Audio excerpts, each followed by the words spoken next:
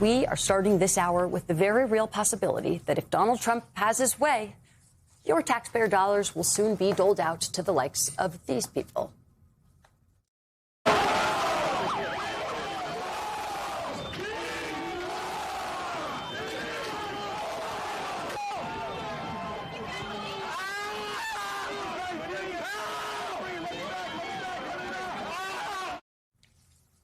Nope, I'm not talking about those law enforcement officers who were violently attacked and beaten on January 6th, but rather the MAGA rioters carrying out those attacks and who have since been pardoned by this president. ABC News reported this week that Trump is expected to drop his $10 billion lawsuit against the IRS over his leaked tax returns in exchange for the creation of a $1.7 billion fund that would, quote, settle claims brought by anyone who alleges they were harmed by the Biden administration's weaponization of the legal system, including the nearly 1,600 individuals charged in connection with the January 6th Capitol attack, as well as potential entities associated with President Trump himself.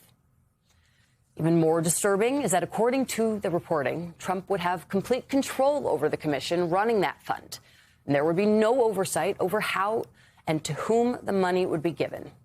This latest distortion of the American justice system is just one of several alarming headlines this week. It includes the DOJ's aggressive investigations and the subpoenaing of media companies over leaks related to the Iran war that Trump has deemed, quote, treasonous. Notice reporting of a team of special FBI agents referred to as, quote, payback squad, willing to pursue Trump's political targets. That's according to 4 sources briefed on the matter. MS Now's own reporting that Trump's FBI Director Kash Patel has imposed new policies that inflate the FBI's arrest numbers and overstate the Bureau's progress in stemming crime.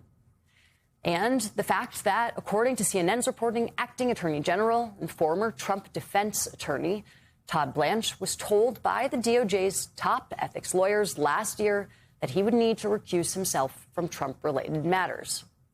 A spokesperson for the DOJ tells CNN that Blanche is complying with ethical obligations, even as the DOJ continues its efforts to charge ahead with the revenge cases that Trump once prioritized. Joining us now is Joseph Terrell, former director of the DOJ Ethics Office, and that same lawyer that informed Blanche he would need to recuse himself from Trump-related matters. And Brendan Ballou, former federal prosecutor and former lawyer with the DOJ National Security and Antitrust Division. He's also the author of the new book, When Companies Run the Courts, How Forced Arbitration Became America's Secret Justice System. Gentlemen, thank you for joining us this morning. Joseph, thank you for joining us for the first time. I want to get to you about this IRS news. Yeah. How, obviously, the president initially filed this lawsuit against the IRS for exposing his tax returns. This was a personal case seeking personal redress. He's now, or his lawyers are negotiating a settlement with the IRS on a personal matter. Again, we cannot stress that enough. Yeah. And the IRS has decided that they're going to settle with him. All of this comes before a judge has had the opportunity to make a decision on the case herself. Yeah. How unusual is all of this, the entire series of events, but even more so the fact that a settlement between the two parties is happening? I mean, this is unique. This is entirely unique. The president of the United States suing the United States for $10 billion, that's entirely unique. And the Department of Justice, which is representing the IRS in this matter, the fact that Department of Justice employees like myself have been fired for doing their jobs, and leadership has been let go because they've failed to meet Trump's standards. I'm talking about former Attorney General Pam Bondi. It's clear that if anyone at DOJ or anywhere else in the executive branch doesn't follow through on this demand of the president, they're going to face consequences as well. If you were still in the office and were asked to provide ethical guidelines and advice on such a settlement, what would that be? I would advise anyone at the Department of Justice that they need to recuse from this matter. There are criminal statutes and there are federal regulations that create clear standards here that these employees would be violating if they continue to work on these matters. I'm wondering, as we're talking about this, reporting in the New York Times from Tuesday about them moving to get to this settlement. Let me put this up. For a lawsuit to be valid, the two parties must actually be on opposite sides. Otherwise, the judge can throw out the case. The judge has ordered Mr. Trump's personal lawyers, along with the Justice Department, which represents the IRS in federal court, to submit briefs by May 20th. Explaining whether they are in conflict with one another. White House and Justice Department officials have in recent days been exploring ways to potentially settle the suit before that deadline, according to the People. What happens if the judge concludes there is no case here since the parties are not adversarial? I mean, the case is going to be thrown out at that point.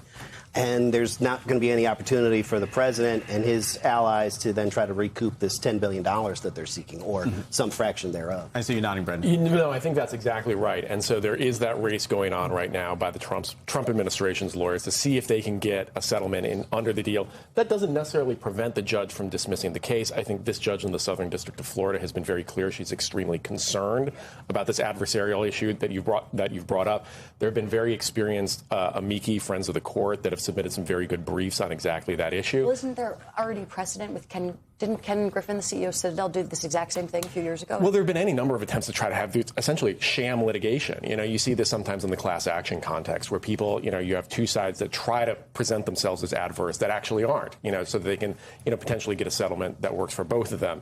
The challenge that we've got right now is this the only way that the administration can set up this $1.7 billion fund? Now, there's a lot of hoops that they're going to have to jump through, but we were talking before the show about, this is not the only complaint that Donald Trump has against his own government.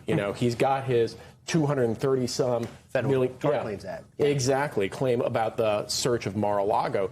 Could the administration use that as a vehicle to approve this? And crucially, that currently is not in a court. That is an administrative proceeding before DOJ, so it is at least theoretically possible they could have a settlement and we would never know about it. Wow. Joseph, so much of this smells like, right, we don't have all the facts and the details, corruption. Yeah. That is your bread and butter, fighting corruption, right? As someone who has dealt with ethics, you mentioned you were fired. There's a lawsuit. I know you don't want to talk too much about the lawsuit, but with you fired, other ethics staff being gutted, the OPR hollowed out. Yeah. Is there anyone that is an ethics firewall left at the DOJ? There are lower level ethics officials that worked for me and worked for other senior folks that are still there. And I think that they will still try to do their jobs well, but they are not in the position that I was in to communicate directly with senior leadership up to the Attorney General and advise them personally and say forcefully, this is permissible, or this is not permissible, or this represents an issue where there's an appearance of concern, and that we need to address that before you proceed down this particular path. What does that mean when you have a DOJ and currently an acting Attorney General who seem, to be ignoring the advice of people like you when it comes to if they're getting any advice. If they're getting any advice anymore, because you're gone. Right. What does it mean to the American people, right? Because sometimes this stuff can feel like very high level DC conversation, but what does it mean to the American people? Well, when I trained new employees up to the attorneys general that I trained on ethics, the first thing I talked about is that public service is a public trust, meaning that government employees are there to serve the public's interest, not their own interests, not any other third party's interests, but the public's interest, and that every action that they take in their official capacity not only has to be in line with those interests, but has to meet a higher standard of appearing to the reasonable third party observer that it's also in line, which is just incredible that they're doing what they're doing now. Can we dig a little bit more into what you had teased, that there are various vehicles to establish this slush fund? Are there any ways to stop the establishment of it? And that distinction that you made between the Mar-a-Lago, Trump's issues with the Mar-a-Lago case versus his issues with the IRS, how does that, and the way it's being litigated, how does that play into the success rate that it will ultimately have in establishing the slush fund? So a couple of things here. What's going on is so unprecedented here that the legal response is going to have to be unprecedented too. You really have two things. You have sort of two angles to get at this. One is trying to dismiss the case entirely on adversarial grounds, say that there really isn't a case or controversy that even exists for this to happen. But then you still have the problem of, well, they use a different vehicle, a different complaint from the president to try to get this settlement established. Now, once you're in that territory, you have to get really creative and figure, not at least thoughtful in how you're going to bring a case. So, for instance, let's go back to the initial video that you were playing. You saw the officer on January 6th who was getting crushed by a door. That was Officer Danny Hodges. I'm his lawyer. We are suing Congress right now for failing to install the January 6th plaque as legally required. Could somebody like him sue in a case like this where essentially the perpetrators of crimes against him are now going to be rewarded by the federal government for what they did? And you think about sort of at a higher level, this isn't just about, about paying off specific January 6th defendants and perpetrators here.